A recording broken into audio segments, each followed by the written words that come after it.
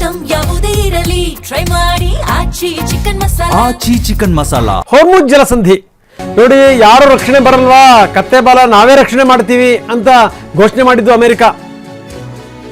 ಮಿತ್ರ ರಾಷ್ಟ್ರಗಳು ಮುಲಾಜಿಲ್ದೇನೆ ಬರಲ್ಲ ಅಂತ ಹೇಳ್ಬಿಟ್ವು.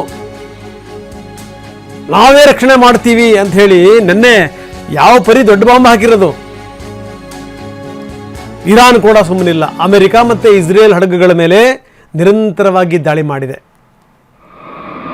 ಹಡಗುಗಳು ಹೊತ್ತಿ ಉರಿತಾ ಇವೆ ಅಂತಹ ಸ್ಥಿತಿ.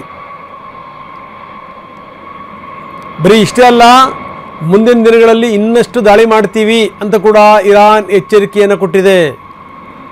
ನಾವು ತೋರಿಸ್ತಾ ಇದ್ದೀವಿ ಅಮೆರಿಕದ ಯುದ್ಧ ವಿಮಾನಗಳು ಈಗಾಗಲೇ ಬೇರೆ ಬೇರೆ ಸಂಗತಿ ಬೇರೆ ಬೇರೆ ರೀತಿಯಲ್ಲಿ ಬರ್ತಾ ಇವೆ. ಈ B-2 ಬಾಂಬರ್ಗಳಿದಾವಲ್ಲ, ಅವುಗಳನ್ನು ವಿಶೇಷ ಸಂದರ್ಭಗಳಲ್ಲಿ ತೆಗಿತಾರೆ. ಅಂಥ ಸೀರೀಸ್ ವಿಮಾನಗಳು ಈಗ ಹೊರಗಡೆ ಬರ್ತಾ ಇವೆ. ಅಂದರೆ ಇದರ ಅರ್ಥ ಯುದ್ಧದ ತೀವ್ರತೆ ಜಾಸ್ತಿ ಆಗುತ್ತೆ ಅಂತ ಅರ್ಥ.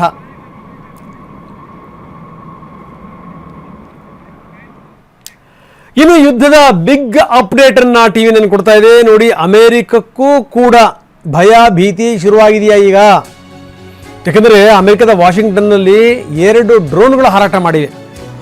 ಅದು ಎಲ್ಲಿ? ವಾಷಿಂಗ್ಟನ್ನ ಸೇನಾ ಕ್ಯಾಂಪ್ ಮೇಲೆ. ಇಲ್ಲಿ ತನಕ ಬಂದಿದೆ ಯುದ್ಧ. ಯೋಚನೆ ಮಾಡಿ, ಅಷ್ಟು ಸುಲಭವಾಗಿ ಬಿಡಲ್ಲ. ನಾವು ಅದಕ್ಕೆ ಹೇಳ್ತಾ ಇರೋದೇನು ಅಂದರೆ, ಯಾರಾದರೂ ಮನುಷ್ಯ ಪೂರ್ತಿ ಹಾಳಾಗಿ ಹೋಗ್ತಾ ಇದ್ದಾನೆ ಅಂತಂದರೆ ಇನ್ನು ಉಳಿದಂಥವ್ರನ್ನ ಹಾಳು ಮಾಡೇ ಹೋಗೋದು. ಇರಾನ್ ಅಷ್ಟರ ಮಟ್ಟಿಗೆ ಬೇಸತ್ತಿದೆ. ನಾನು ಮುಳುಗಿದ್ದಾಯ್ತು ಗ್ಯಾರಂಟಿ, 4 ರಾಷ್ಟ್ರಗಳನ್ನು ಸೇರಿಸ್ಕೊಂಡೇ ಮುಳುಗಬೇಕು ಅಂತ.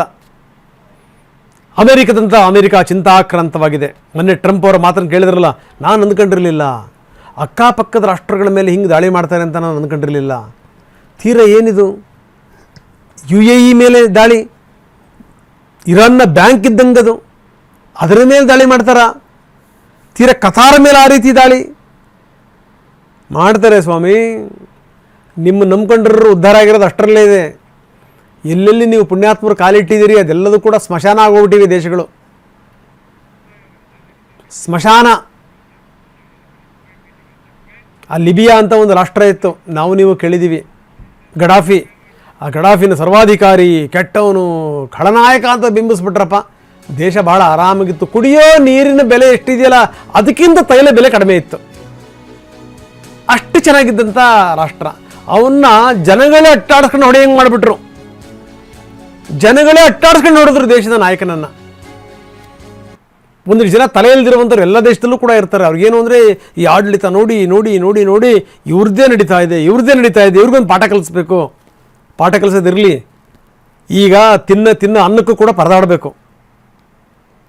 ಅದಕ್ಕೆ ದೇಶ ಸುರಕ್ಷಿತವಾಗಿರಬೇಕು. ಫಸ್ಟು ದೇಶದ ಸುರಕ್ಷತೆ, ಅದು ದೇಶದ ರಕ್ಷಣೆ ಪ್ರತಿಯೊಬ್ಬ ಭಾರತೀಯನ ಹೊಣೆಯಾಗಬೇಕು. ಆವಾಗ ಮಾತ್ರ ಬೇರೆ ರಾಷ್ಟ್ರಗಳು ಅಪ್ಪಿತಪ್ಪಿ ತಲೆ ಹಾಕಲ್ಲ.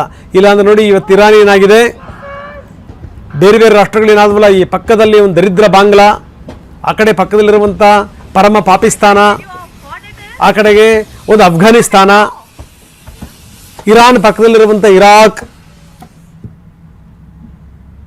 ಎಂಥ ಸಂಗತಿ ನೋಡಿ.